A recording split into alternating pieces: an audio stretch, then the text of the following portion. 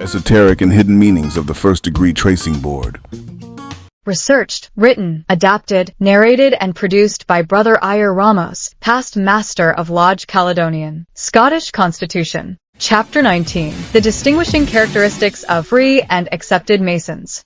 The distinguishing characteristics of our order are virtue, honor, and mercy. Virtue. The Masonic ethos nurtures the love of virtue and teaches the virtue of love. It employs a ritualistic, symbolic, and allegorical revelation of profound ways of contemplation and action that arise from our natural attraction to the divine light of goodness, truth, and beauty. More importantly, it includes the freely chosen obligation to actively pursue those ways in the loving, mutual support of kindred spirits and to extend them to all others.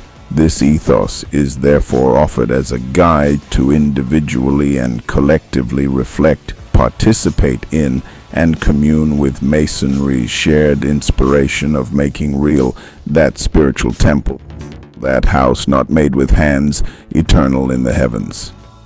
In perusing the records of ancient Rome, it was discovered that the great and successful general Marcellus, who was thrice consul of Rome, once intended to erect a temple dedicated to both virtue and honor, but being at that time prevented from carrying his design into execution, he afterwards altered his plans and built two temples, so situated that the only avenue to the Temple of Honor lay through the one dedicated to virtue, thereby bequeathing an impressive symbolical lesson to posterity that the only direct road to honor must be through that of virtue.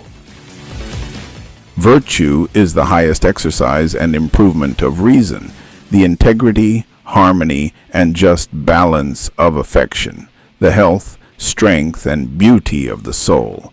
The perfection of virtue is to give to the noble faculty of reason its fullest, freest scope, to obey the dictates of conscience with alacrity, to exercise towards all men a calm and diffusive charity, to love and adore God with an unrivaled reverence and affection, and to acquiesce in the wise dispensation of divine providence with humble resignation. Any advance toward this standard is a step on the way to perfection and happiness, and any deviation therefrom tends to vice and misery. Honor is the most manly and dignified sentiment or impulse of the soul which virtue is capable of inspiring. The actions of all good men are regulated by honor, insomuch that the laws which are requisite to restrain and to coerce men of ordinary minds are unnecessary in the case of those whose lives and actions are regulated by the strict code of honor.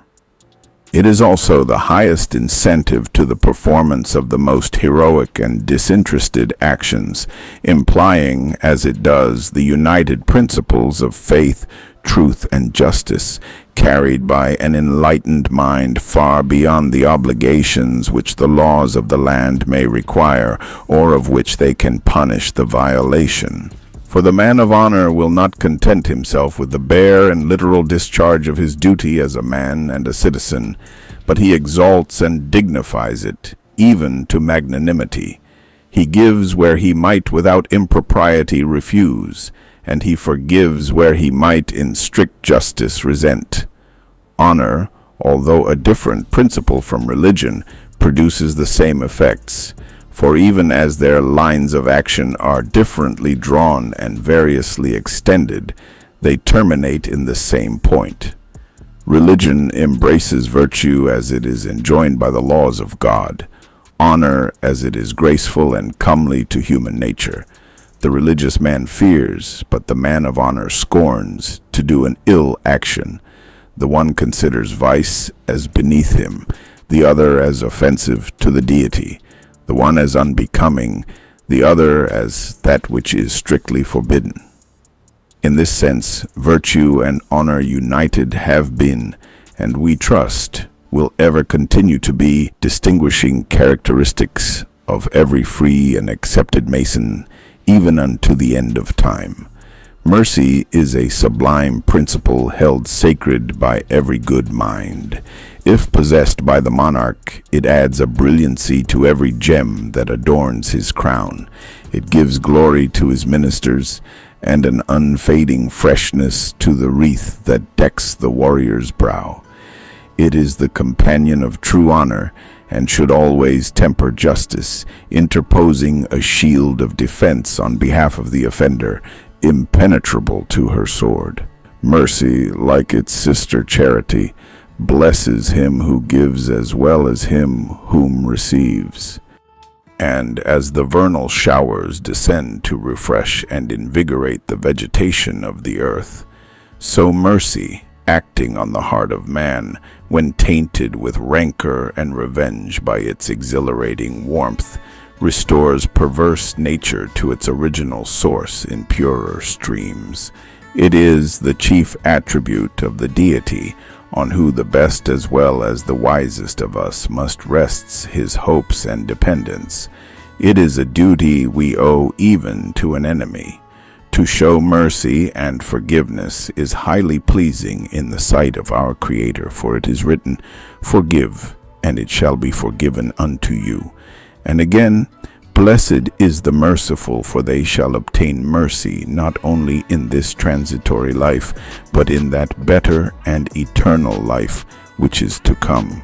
And when we, my brethren, shall all be finally arraigned at his dread tribunal, and the actions of our past lives are there unfolded to view, though justice may demand our condemnation, may mercy interpose and avert that awful doom."